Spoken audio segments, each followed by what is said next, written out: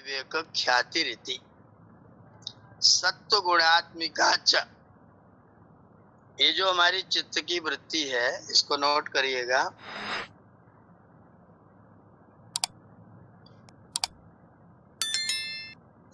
चित्त की सत्व गुण युक्त वृत्ति भी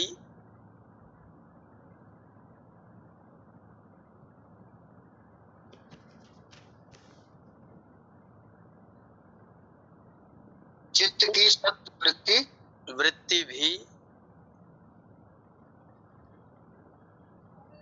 चित्ती शक्ति से भिन्न है।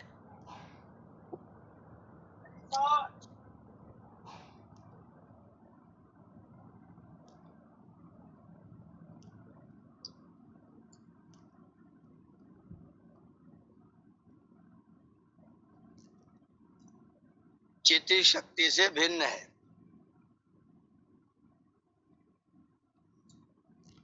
अतः विवेक ख्याति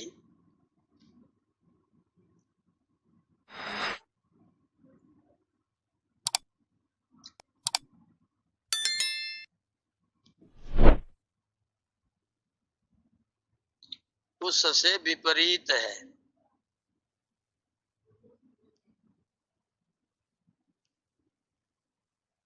इसको थोड़ा ध्यान दीजिएगा। एक तो चित्त की वृत्ति सत्व गुणात्मक होकर के शुद्ध हुई है, और एक जीवात्मा शुद्ध अनंत है। तो जो जीवात्मा की शुद्धता और अनंतता है, अपरिणामिता है, असंक्रमिता है, वो सत्व गुण से शुद्ध हुई चित्त वृत्ति से भी अलग है। जैसे एक कपड़ा भी नया नया बुन करके आया है, एकदम ताजा, और एक कपड़ा कई बार पहन जा करके धो करके साफ हुआ है। तो जो नया आया है और जो धो के साफ हुआ है, उन दोनों कपड़ों में अंतर रहेगा, दोनों में भेद रहेगा।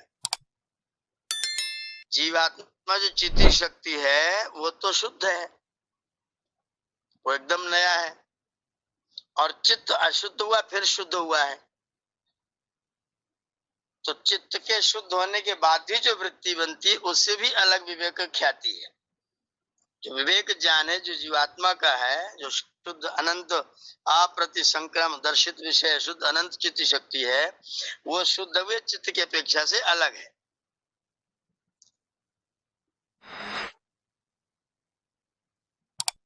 इसलिए लिखा कि अतो अतो विपरीता विवेक ख्याति रीति। वो शुद्ध हुए चित्त की जो सत्व गुणात्मक वृत्ति है, उससे भी अलग विवेक ख्याति है। अजीब, विवेक ख्याति तो आत्मा की है ना, वो आत्मा की है। मुनि जी कि विपरीत है, आपने लिखा विवेक ख्याति उससे विपरीत है। हाँ, विवेक ख्याति उस चित्त की ख्याति से विपरीत है। अच्छा, जो शुद्ध हुआ चित्त है, उसके अंदर जो सत्व गुणात्मक अनुभूतियां हैं, उसके अपेक्षा से ये जो चित्त की अपना जो जीवात्मा की ख्याति है, विवेक ख्याति है, वो उससे अलग है। इसलिए कह रहे अतः, इसलिए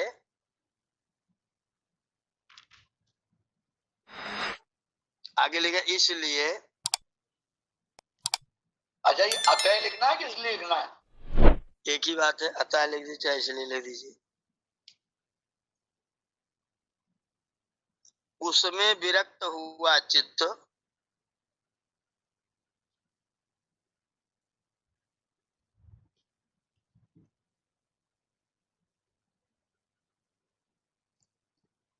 उसमें विरक्त हुआ चित्त उस अनुभूति को भी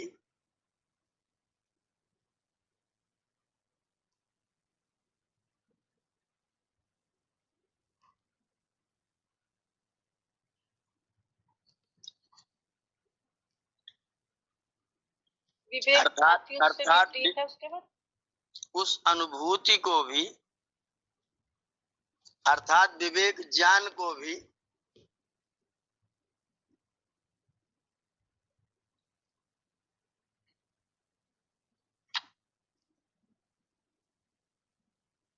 निरोध कर देता है।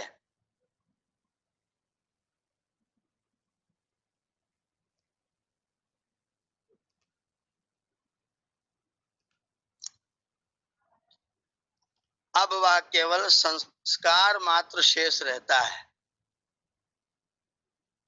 अब वह केवल संस्कार मात्र शेष रहता है। तदवस्थम संस्कारोपगम भवति।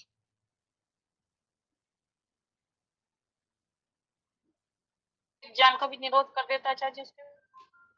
ज्ञान को निरोध कर देता है। अब वह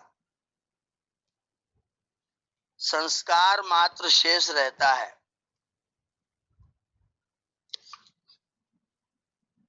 अजय कुछ मतलब जो है स्पष्ट नहीं हो रहा है। आपने लिखा है अतः उसमें विरक्त हुआ चित्त। किसमें विरक्त हुआ चित्त? जो विवेक ख्याति है, उस विवेक ख्याति से चित्त विरक्त हुआ। अच्छा, तो जो विवेक ज्ञान की जो स्थिति थी उसकी, उसको भी वो रोकता है, रोक देता है।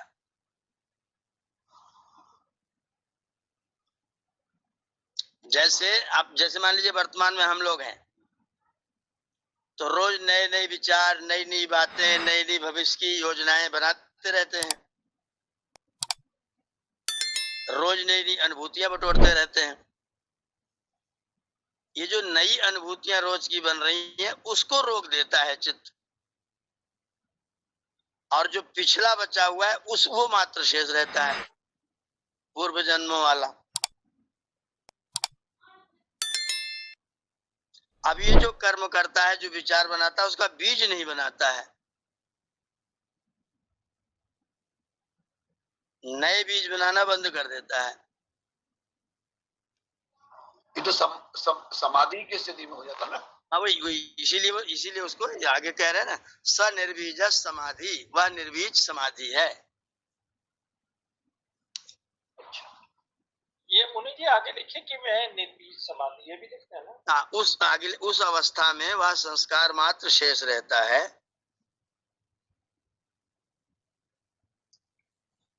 इसी का नाम निर्बीज समाधि है।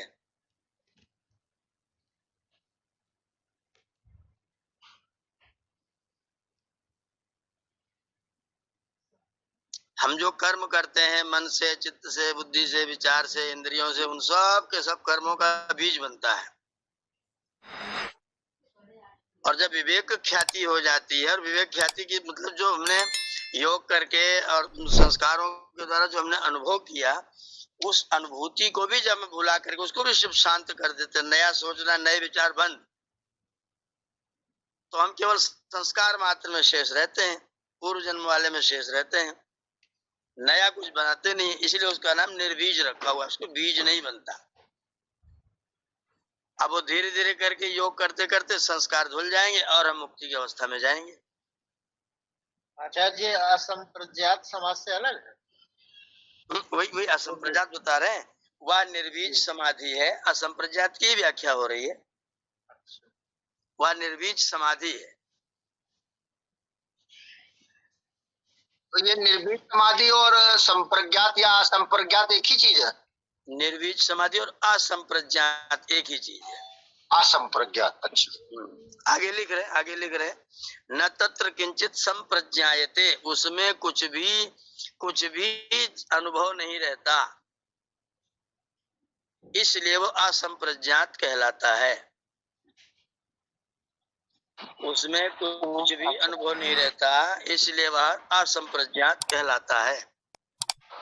नमस्ते आचार्य जी। तो अनुभव तो आचार्य जी मतलब जब उसमें जाते हैं तो एक अनुभव तो ये तो रहता ही है कि हमारे को इतनी अच्छी अनुभूति हुई कि बिल्कुल मतलब टाइम का पता ही नहीं चला, वो अनुभव तो रहता ही है।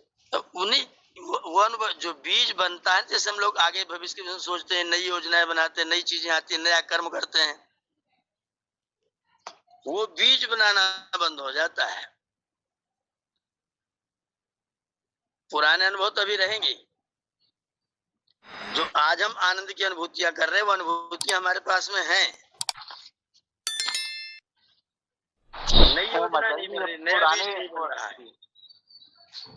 पिछले जन्मों के भी जैसे संस्कार हैं, तो वो भी तो दुख देंगे ना आचार्य जी। तो मतलब उनके भी तो बीज बने हुए, तो फिर वो कार्य रूप में परिणित होंगे। तो वो फिर कैसे? जो आपके पास में दो स्थितियां हैं सुभाष जी। एक तो हम नित्य नया नया बना रहे हैं, हाँ जी, वो तो ठीक समझ आ गया कि भाई अब आगे से तो बनना बंद हो जाएगा। हाँ, पर जो जब पुराने आगे का बीज बंद बने हो हुए जाएगा तो हैं, पुराना तो धुल जाए। जब आगे का भी बनता रहेगा, पुराना भी रहेगा, तो क्या होगा? तब तो खजर हाँ, रहेगा, तब तो खतरनाक स्थिति हो जाएगी, तब तो कभी मतलब तो खिचड़ी बेड़ा बनती पार नहीं रहेगी। होगा। हाँ जी। पहले बीज बनाना बंद करें हाँ जी। और फिर पुराने को धोना शुरू करें। अच्छा। ठीक है। अगला मतलब अगला तो बीज बनाना बंद करें तो पुराना एक एक करके झाड़े साफ करें। अच्छा, ठीक है आपकी अच्छा। दुकान में रोज नया सामान आ रहा है, हाँ जी, अब रोज क्लियर हो नया गया। आ रहा है, तो पुराना कब खत्म होगा? हाँ जी, ठीक है। तो पहले निर्बीज होकर के नए आने वाले को बंद करिए, निरुद्ध हो जाइए। जब निरुद्ध हो जाएंगे तो जो पुराना बचेगा उसकी फिर धुलाई करेंगे ईश्वर के निकट से, उसकी निकटता से। हाँ आचार्य जी, मतलब एकदम पुराने भी धुल जाएंगे तभी तो एकदम मुक्ति की अवस्था आएगी। मुक्ति तब होगी जब पुराना भी धुलेगा, पर अगर रोज नया आएगा तो पुराना कब साफ होगा? हाँ, वो तो क्लियर हो गया। ठीक है आचार्य। मेरे बर्तन में चावल रखा हुआ है, 2 किलो चावल बाजार से लाके फिर डाल दिया, 2 किलो लाके फिर डाल दिया, अगले दिन फिर डाल दिया, तो जो सबसे नीचे पड़ा था वो कब आएगा? उसका नंबर कब आएगा? जी, ठीक है। वो तो वहीं पड़ा रहेगा, दबा रहेगा। तो नए आने वाले को बंद करिए, फिर नीचे तक सफाई करिए। मतलब उसका जो पुराना बचा हुआ है उसका भोग चालू हो जाएगा। 2 स्थितियां होंगी उसकी, आगे बताएंगे। एक तो आवाप गमन होगा, दूसरा भोग होगा। आवागमन क्या मतलब? आवाप गमन का मतलब है कि किसी दूसरे कर्म में समाहित हो जाएगा। अच्छा। जैसे जैसे एक ही बार में व्यक्ति को बुखार हुआ, फिर उसी में फोड़ा भी हो गया, तो दवा खाई बुखार की, फोड़ा भी ठीक हो गया। अच्छा। तो एक के साथ में दो मिलकर के जल्दी जल्दी खत्म हो जाएंगे, फिर जब खाली रह जाएगा तो जल्दी जल्दी उनका भोग चालू हो जाएगा मतलब। हाँ, फिर वो भोग जल्दी जल्दी समाप्त हो जाएंगे। और भोग बिना तो फिर जो है ना उसका जब तक पूरा भोग नहीं हो जाएगा जब तक तो उसकी समाधि लगनी नहीं है। नहीं, समाधि लगेगी, बिना भोग के समाधि लगेगी। नहीं मतलब मुक्ति तो जब ही होगी ना आचार्य जी। मुक्ति तब होगी जब वो भोग समाप्त होंगे। हाँ, मुक्ति जब ही होगी। तो ये जो बात कह रहे हैं ना, ये कह रहे हैं कि जब हमारा चित्त केवल संस्कार मात्र में रहेगा तो अपने संस्कारों को फिर हम धीरे धीरे धुलेंगे। नहीं, धुलने का मतलब मुनि है कि क्या है? मुनि जी जी रुकिए माता जी। मुनि जी, वो जो पुराना संस्कार है उसको हम धुलाई करेंगे ना ईश्वर करेंगे? धोना तो आपको ही पड़ेगा, ईश्वर खाली सहायता करेंगे बस। धोना हमको ही पड़ेगा ना? बिल्कुल, ईश्वर नहीं धोएंगे, आपको ही धोना है। तो आचार्य जी, धोने से मतलब योग करने से या उसको शुद्धि करने से क्या है? जो हमारे पूर्व जन्म में किए गए कर्मों के संस्कार शेष हैं जी, जिनका हमें भोग प्राप्त होना है जी। जब हमें ज्ञान हो गया, वैराग्य हो गया, अच्छा, तो ज्ञान से उनकी हमने जब अनुभव कर लिया कि ये जो हुआ था वो ठीक नहीं हुआ था, और अपनी कॉपी अपने आप चेक करके अपनी गलतियां ठीक करना शुरू कर दिया जी, तो धुलाई फटाफट हो जाएगी, सफाई हो जाएगी। अच्छा। ज्ञान के ज्ञान आग्नि सर्व कर्माणि भस्मसात् कुरुते। मुनि जी, धुलाई कैसे करें? ज्ञान का जो अग्नि है, ज्ञान का साबुन लगेगा, वो सारे कर्मों की धुलाई करता है, ज्ञान का अग्नि। अच्छा, ज्ञान का साबुन। मित्तल जी आप चुप रहो, 1 मिनट के लिए संभाल लेने दो जरा सा। नहीं मुनि जी, उससे जाप से करें, रो के करें, ध्यान साधना से करें, कैसे करें? रोने से तो कुछ भी फायदा नहीं मिलेगा। फिर क्या करें? जप करने से मन को एकाग्रता मिलेगी और कुछ नहीं मिलेगा। अच्छा, हमने जो कर्म किए थे जी, पहले तो जो बीज बन रहे थे, जो हम कर रहे थे, उसको हम बंद करें, समाप्त करें। बंद कर दिया। फिर जो पीछे वाले बचे थे उनको एक एक को निकालिए, उन पर जुगाली करिए वो भी करके देखी। कि परमात्मा ने मेरे इन कर्मों का फल मुझे प्रदान किया है, तो हे प्रभु ऐसा कृपा करो कि जो कुछ फल वल बाकी हो उसको मेरा जल्दी जल्दी प्राप्त करा दो। अच्छा। जो मेरे फल शेष रहते हो उन फलों को मुझे शीघ्रता से प्राप्त करा दीजिए अच्छा। और मुझे शुद्ध होने दीजिए। और तो जो अगर फल अगर प्राप्त इस हो, बीच अगर इस बीच में तपस्या करते हुए, स्वाध्याय करते हुए, ईश्वर प्रणिधान करते हुए कोई कष्ट आता है, तो अपने कर्मों का फल है वो प्राप्त हो रहा है मुझे, और मेरी धुलाई हो रही है, मेरी सफाई हो रही है। वो तो मैं रोज यही प्रार्थना करती हूँ कि मुझे शक्ति दो, मैं वो दुख बर्दाश्त कर सकूं और उसको खुशी खुशी सहन कर जाऊं, ताकि वो कट हो जाए। हाँ, ऐसे ही धीरे धीरे उनकी धुलाई फिर होगी। अच्छा, धन्यवाद। पहले आचार्य जी, अपना नए कर्मों के बीज कैसे बंद होंगे बनना? जब आप अपने आप को कर्ता समझना बंद कर देंगे, अच्छा, जब आपके कर्मों का जो उद्देश्य होगा वो कर्तव्य मात्र होगा। निष्काम कर्मों में चले जाएगा क्या? हाँ, निष्काम हो जाएगा। निष्काम का मतलब है कि मैं जो कर्म कर रहा हूँ वो मेरा कर्तव्य इसलिए कर रहा हूँ, प्रभु के आदेश की पालना हो रही है बस। बस जो जो जो जो जो मुझे करवाए ले जा रहा है, जो परमात्मा मुझसे करवा ले रहे वो मैं कर रहा हूँ। तो बीज बनना बंद हो जाएंगे। अपनी ओर से मैं कुछ नहीं कर रहा हूँ, जो प्रभु की इच्छा, हरी इच्छा, हरी इच्छा, जो सकाम प्रभु आदेश करेंगे होगा। मतलब सकाम कर्म नहीं होकर निष्काम कर्मों में परिवर्तित कर लेंगे तो हो जाएगा। निष्काम, जी निष्काम, अधिकतम लोगों की सेवा, सबके सद्व्यवहार, लेकिन मैं कर रहा हूँ नहीं, ईश्वर मुझसे करवा रहे हैं, उनकी कृपा है। जी, बीज बनना बंद होगा। बहुत सुंदर। जब निष्कामता आ जाएगी तो बीज बनना बंद होगा। निर्बीजता आएगी तो फिर पुराने वालों की धुलाई तेजी से होगी।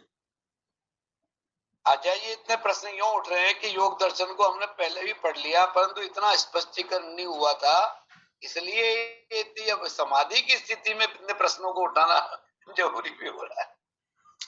नहीं होना चाहिए प्रश्न, ये तो विचार विमर्श का विषय है, ये तो विचार होना चाहिए। आचार्य जी, मुनि जी एक जी दीपक जी, मुनि जी मेरा ध्यान क्यों नहीं लगता? एक मिनट माता जी, दीपक जी आप क्या करें? आचार्य जी, चित्त की सत्व गुण शक्ति और चिति शक्ति में क्या फर्क है? चिति शक्ति जीवात्मा है। अच्छा। और चित्त जो है वो उसका साधन है। अच्छा। और साधन मेरे कर्मों के कारण से, मानसिक और कायिक कर्मों के कारण से वो साधन गंदा हो गया। अब मैंने इस जन्म में उस साधन को धुलना शुरू किया। धुलते धुलते वो ठीक हो गया, अब मेरे कहे में आ गया, मेरी बात मानता है वो, मेरे अधिकार में आ गया वो। अधिकार में आ गया मतलब है तो मेरा सेवक ही। तो चित्ती शक्ति में और चित्त में सेवक और स्वामी का भाव है। अभी जो लोग योग नहीं पढ़ते, योग नहीं जानते, सत्कर्म नहीं करते, स्वाध्याय नहीं करते, स्वरूपासना नहीं करते, उन लोगों का जो जीवन है वो चित्त के स्तर पर होता है, चित्ती शक्ति के स्तर पर होता ही नहीं है। जो हम लोगों का, सामान्य लोगों का जो जीवन है वो चित्ती शक्ति के स्तर का नहीं है, चित्त की, वो चित्त की स्थिति का है। और चित्त जड़ है, प्रकृति से बना हुआ है, त्रिगुणात्मक है, बदलने वाला है, परिवर्तनशील है, आज धुला कल फिर गंदा होने वाला है, आज उसे धुलें कल फिर गंदा होने वाला है। तो उस चित्त की जो अनुभूतियां होंगी वो जीवात्मा वाली, चित्त शक्ति वाली अनुभूतियों से अलग होंगी। ये क्योंकि प्रकृति से बना हुआ है। एक साधन है, एक साधक है। साधन को साधक से अलग करने का अभ्यास करना है। चित्त साधन है और चित्ती साधक है। साधन। और साधक जब साधन से साधना करेगा तो साध्य सिद्ध होगा। शब्द एक नोट बार कर फिर से लीजिए, बोलो, एक बार शब्द फिर नोट से कर बोलो। लीजिए, साधक शब्द नोट कर लीजिए। जी, चित्ती है साधक चित्ती शक्ति साधक जी। अपने चित्त रूपी साधन से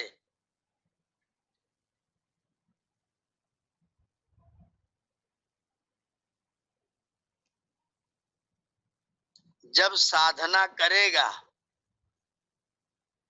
चित्त रूपी साधन से चित्ती शक्ति साधक, चित्ती शक्ति साधक है, अपने चित्त रूपी साधन से जब साधना करेगा, जब साधना करेगा तभी उसके साध्य की सिद्धि होगी।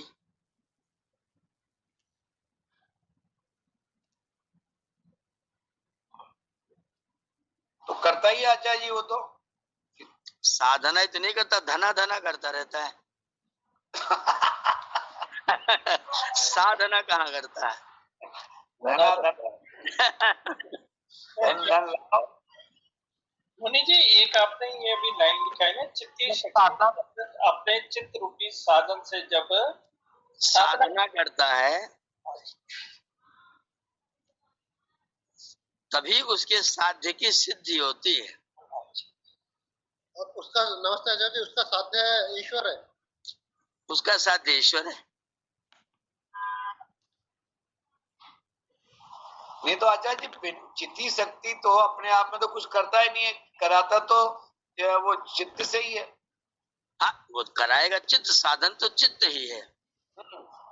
लेकिन जब चित्त मेरे अधीन, मतलब चित्त चित्ती शक्ति के अधीन है कि चित्ती शक्ति चित्त के अधीन है?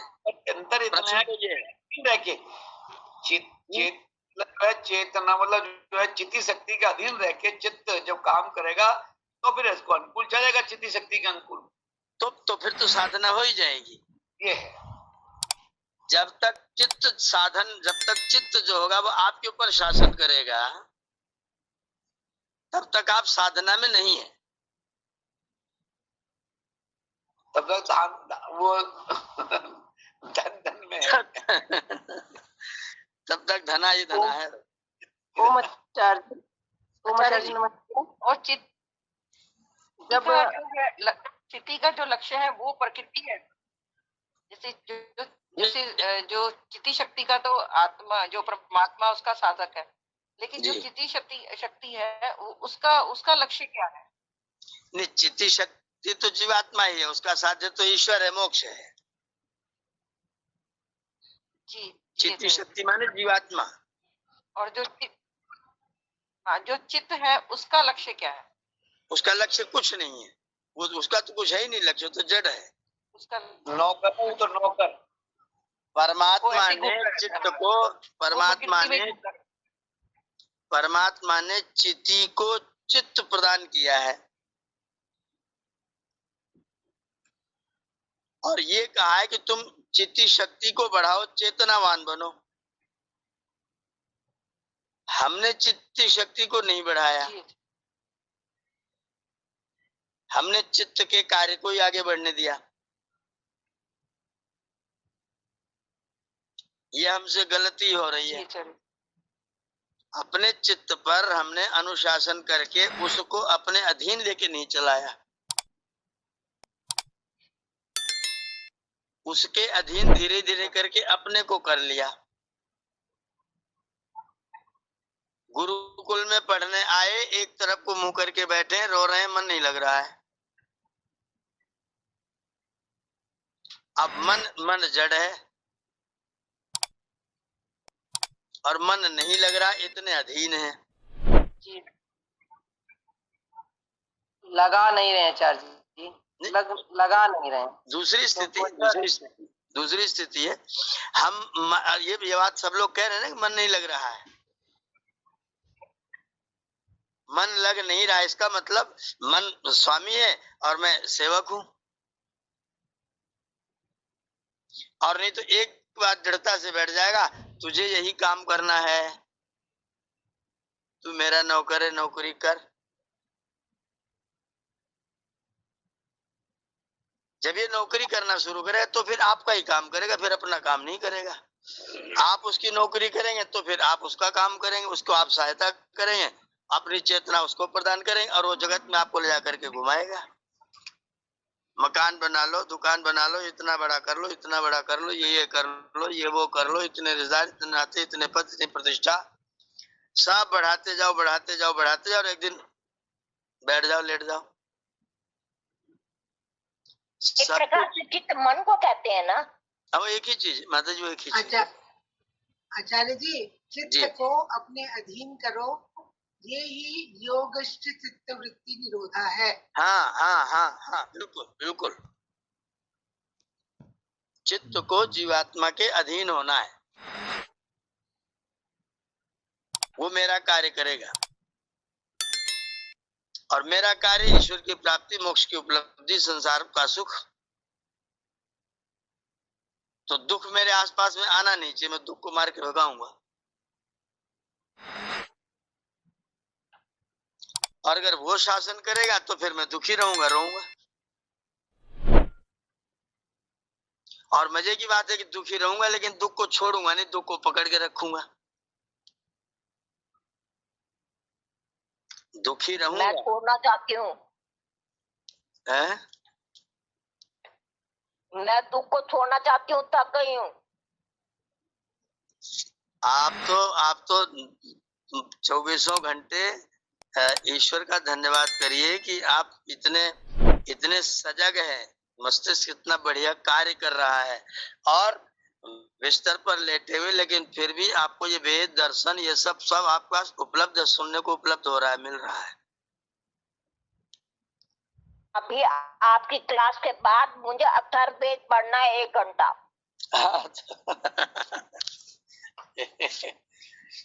ये जो बन रहा है, ये बहुत बन रहा है, बहुत अच्छा बन रहा है। इसके लिए तो धन्यवाद होना चाहिए, दिन रात जितना अवसर लगे उतना।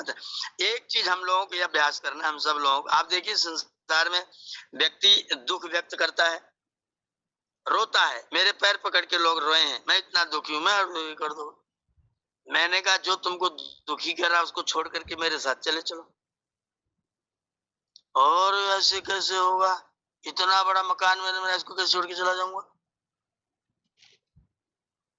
मैंने इतनी मेहनत किया है, अब मैं ऐसे कैसे छोड़ दूंगा?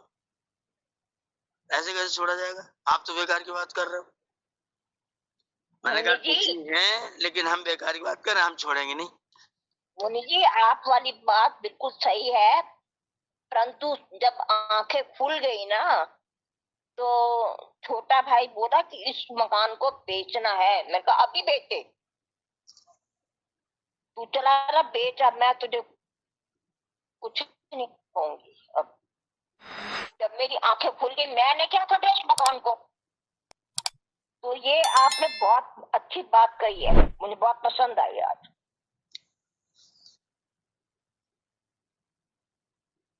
दुख है, दुखी हैं, और दुख को छोड़ेंगे नहीं, और दुख को बढ़ाने के हम साधना नहीं करते हैं, वो साधन करते हैं जिससे हमारा दुख बढ़े।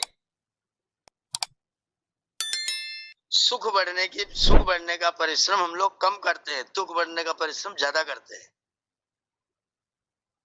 कारण एकमात्र मन की गुलामी, चित्त की गुलामी। चित्ती शक्ति चित्त के अधीन हो रही है, चित्ती शक्ति के अधीन चित्त को होना चाहिए। मामला उल्टा, शासक दूसरा होना चाहिए, शासक को बदलना पड़ेगा। और एक बार बदल के देखेंगे तो आपका आनंद हो जाएगा कि जितना भी आप कार्य करेंगे, कभी थकेंगे नहीं, कभी निरुत्साही नहीं होंगे, कभी निराश नहीं होंगे, और कभी कोई शिकायत नहीं, कोई गिला नहीं रहेगा। ये सब शिकवे दूर हो जाएंगे।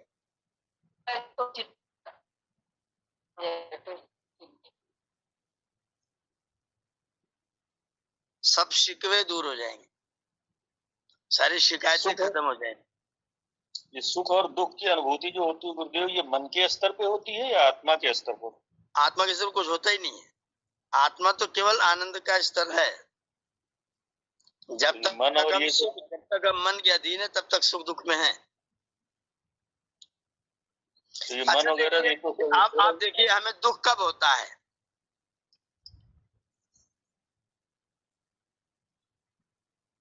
हमें दुख कब होता है? जब उसमें अहम छिपा होता है, अहंकार छिपा होता है, जब कोई भी कार्य हमारे तो ये मेरा है नहीं होता। अच्छा, हम बहुत सुंदर होता है, लेकिन विचार करिएगा, हमारे अनुकूल कोई कार्य नहीं होता तो हम दुखी होते हैं। सविता जी, जब मेरे अनुकूल कोई कार्य नहीं होता तो हम दुखी होते हैं। मेरे अनुकूल कोई कार्य नहीं होगा तो हम दुखी होंगे। और क्या मैं इतना इतना इतना साधक बन गया हूं कि सब कुछ मेरे अनुकूल होना चाहिए?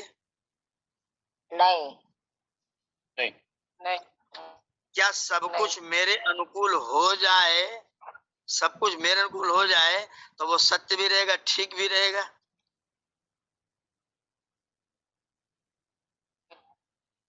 तब भी नहीं रहेगा, नहीं रहेगा ना, बढ़ता जाएगा, नहीं रहेगा ना। हो तो नहीं सकता सब। तो हो भी, मान लो बहन जी, सविता जी, मान लो हो गया, हो जाए तो जो होगा वो ठीक भी होगा क्या? ये भी जरूरी नहीं। सब लोग मेरी बात माने, मैं किसी की ना मानूं, ये तो हम लोग चाहते हैं ना। बिल्कुल। सब लोग मेरी बात माने, मैं किसी की न मानूं, और मेरी सब बातें ठीक है क्या? भेदानुकूल है, भेदोक्त है? नहीं है। तो फिर आपके प्रतिकूल होगा तो आप दुख ऐसे होगा तो ठीक तो नहीं है। हमारी प्रतिकूलता है तो हमको दुख लगता है, वो हमें दुख लगता है हमारी प्रतिकूलता। लेकिन मुझे तो साधना करनी चाहिए, मुझे थोड़ा तप करना चाहिए कि ये प्रतिकूलताएं मेरे पास क्यों हैं, और उन प्रतिकूलताओं को अनुकूल बनाने के लिए मेरा कितना प्रयत्न है। मेरा प्रयत्न, मैं जितनी अपेक्षा दूसरों से करता हूं, क्या मैं उनके अनुकूल मैं अपनी को अपेक्षा पर रखता हूं? ये जांच पड़ताल भी तो आपको करनी पड़ेगी। हम अपेक्षा करते हैं और अपनी अपेक्षाओं को पैदा होने से लेकर के मृत्यु तक, यहां तक कि व्यक्ति अपनी अंत्येष्टि का सामान रख के जा रहा है खरीद खरीद के। अभी भले आदमी कोई पूछे तू मर जाएगा, तेरे शरीर की अंत्येष्टि हो ना हो, तू क्यों इस बात से दुखी है? कब शमशान तक बुक करा रहे हैं लोग। अपने सामने तेरे संस्कार करके जा रहा है कि हमारे बेटे पता नहीं करेंगे नहीं करेंगे। अरे तेरा नहीं करे, तू शरीर का होगा कि तेरा होगा? इतना मोह है, इतनी मूढ़ता है कि अपना तेरे संस्कार करके जाएगा, अपने फूकने के लिए बैंक बैलेंस देके जाएगा कि मेरे को ऐसे ऐसे जलाना, ये सब व्यवस्था करके जाएगा, और बोले मैं तो सब अपने को ऋण से उऋण कर रहा हूं, और इतनी सारी चिंताएं लादे घूम रहा है। मुझे किसी ने कहा कि अभी तुम अपने पास कुछ बटोरते नहीं हो, जब तुम चले जाओगे लोग तुमको घाट तक भी नहीं पहुंचाएंगे, तुम्हारे पास कुछ नहीं रहेगा। तो मैंने कहा नहीं पहुंचाएंगे तो मेरा नुकसान बताओ। अगर कोई मेरे शरीर को घाट तक न पहुंचाए तो मेरा नुकसान बताओ। सही है, चित्ती शक्ति तो चली गई, अब शरीर का क्या नुकसान उन्हीं को होगा जो नहीं जलाएंगे। अब मेरा नुकसान बताओ क्या है? न ले जाएगा, शरीर सड़ेगा, बदबू उनको आई, मेरा क्या जाएगा? तो न ले जाओ, और 1000 बार गर्ज पड़े तो लेके जाओ। तो जो बोझे हम लोग ढोते हैं मन के अधीन होकर के, चित्त के अधीन होकर के, ये बहुत गहन विचार विमर्श की बात है। और मैं स्वामी सत्यपति जी के पास जाकर के बैठा तो बोले कि जीवात्मा को अनुभव करते हो? मैंने कहा स्वामी जी अनुभव तो करता हूँ। बोले खाली शाब्दिक ज्ञान है या कर्तव्य में भी है? मैंने कहा कर्तव्य कैसा होना चाहिए? बोले हमेशा प्रसन्न। मैंने कहा हाँ हूँ। बोले दिन भर कुछ न कुछ करते रहना, कार्य में रहते रहना? मैंने कहा जी स्वामी जी हूँ। बोले सब काम ईश्वर को समर्पित करके करना, ईश्वर जाने? बोले वो भी प्रयत्न करता हूँ कि हूँ। तो जो मैं कुछ बोलता कहता भी हूँ वो भी तो हमारा शाब्दिक ही रहता है, व्यवहार में तो नहीं हो पाता है।